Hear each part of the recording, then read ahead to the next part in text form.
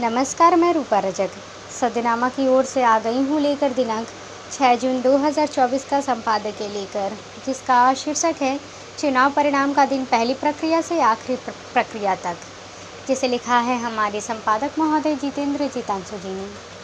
आज का हमारा विषय चुनाव को लेकर है, चुनावी प्रक्रिया को, जिसमें प्रथम दिन से लेकर अंतिम दिन तक हुए प्रतिक्रियाओं का वर्णन किया जाता है। और जानते हैं इस संबंध में आगे क्या कहते हैं हमारे संपादक महोदय। टीवी 24 घंटे का सक्रिय है और इसका साथ देने के लिए उनका टीवी है। मुझे जनगणना के लिए दिन ताज़ा टीवी ने अपने यहाँ चुनाव विश्लेषण के लिए बुलाया। सुबह 8 बजे टीवी चैनल पहुँचा और आधे घंटे के बाद रुझान शुरू हुए। मेरे साथ जो लोग थे वह अलग अलग राजनीतिक पार्टियों में से थे, फिर भी मुझे कुछ का नाम याद आ रहे हैं।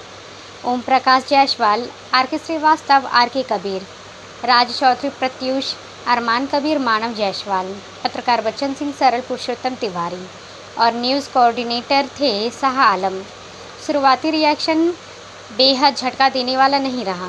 शुरुआती के बढ़त के बाद अंतिम परिणाम के बीच की जो दूरी में बहुत फेरबदल हुआ।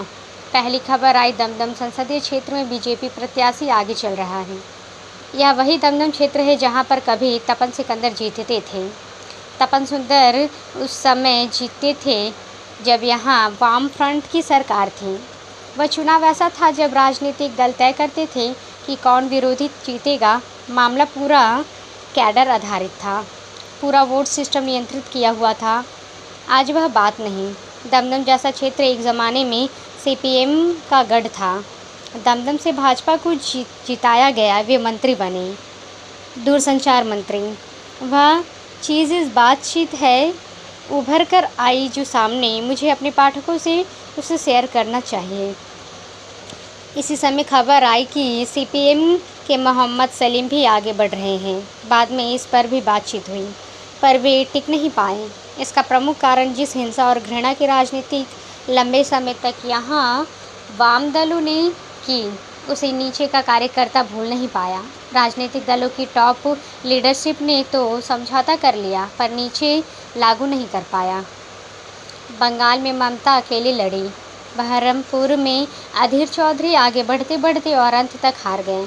वहां से ममता की पार्टी के यूसुफ पठान, जो क्रिकेटर भी हैं, और जीत गए।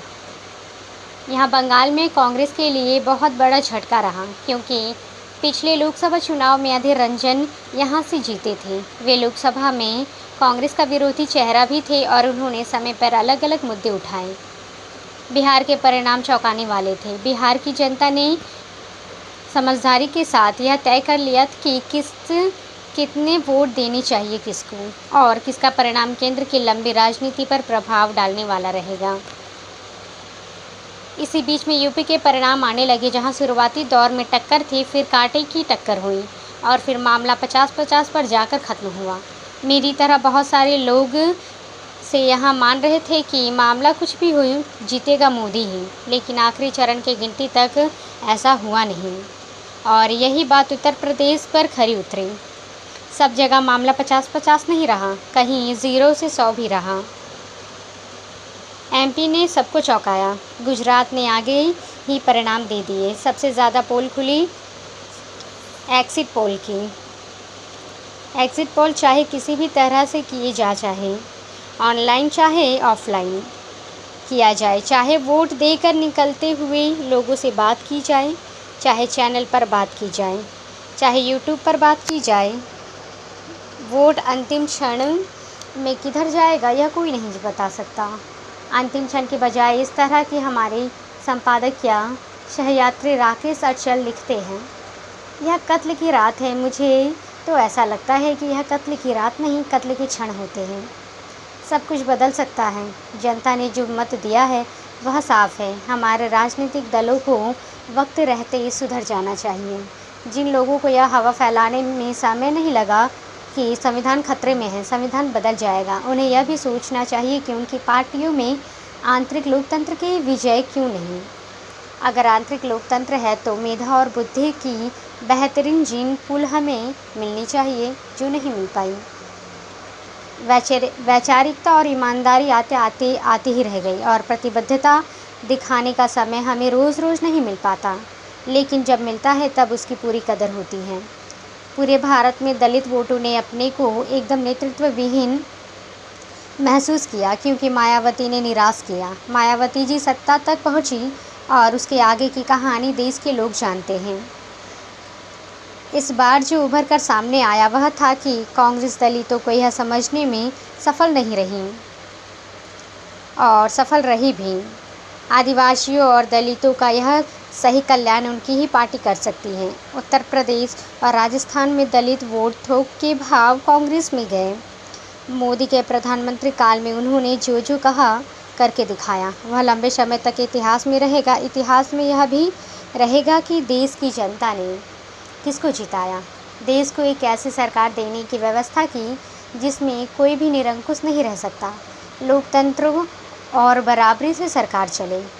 अभी नए गठबंधन की औपचारिक घोषणा नहीं हुई, प्रधानमंत्री पद के लिए भी नहीं हुई। कुछ लोग यह कह रहे हैं कि प्रधानमंत्री को विपक्ष में बैठना चाहिए, यह उनका राजनीतिक और व्यक्तिगत फैसला हो सकता है, लेकिन यह तय है कि इस सरकार की 5 साल चलने की गारंटी नेताओं की विवेक पर टिकी है। इनमें कुछ पुरानी पीढ़ी के कुछ नेता हैं तो जिन्होंने गठबंधन में काम किया, गठबंधन को समझा।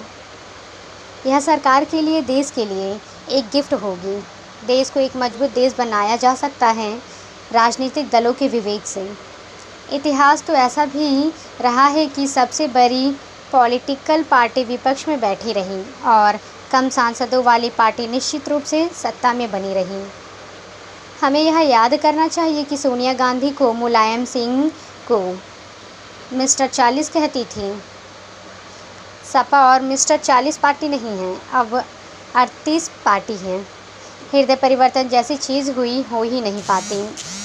इस राजनीतिक दबाव में चुनाव से पहले साझेदारी के आधार पर देश चलाने की ज़रूरत को राजनीतिक दलों ने महसूस किया। सत्तारूढ़ दल को भी जनता ने यह सब संदेश दिया है कि लोकतंत्र के सही अर्थों में देश चलाने की जिम्मेदारी संभाली जाए। यह संदेश पढ़ा जाए, सबका साथ सबका विकास। सबका साथ भी होगा, सबका विकास भी होगा, धीरे धीरे होगा। आमीन। तो ये था दोस्तों हमारा आज का संपादक ज्ञान। कल फिर लौटेंगे एक नए विषय, एक नए संपादक के साथ। तब तक के लिए नमस्कार।